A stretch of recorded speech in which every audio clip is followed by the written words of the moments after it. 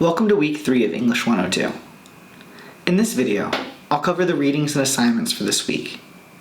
This first video will cover the conclusion of Unit 1, and a second video will introduce the Unit 2 prompt and transition into the stakeholder analysis project.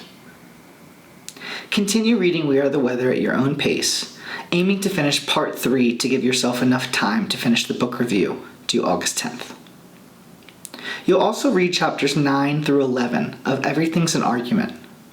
Chapter 9 covers arguments of definition, Chapter 10 explains how to make evaluations, and Chapter 11 explains causal arguments. As always, I'll have narrated slideshows of essential information from these chapters listed below. You have one major assignment due this week, and that's the final draft of your rhetorical analysis essay. This assignment is due Tuesday, July 20th, and is worth 150 points, or 15% of your final grade. I congratulate you for finishing Unit 1.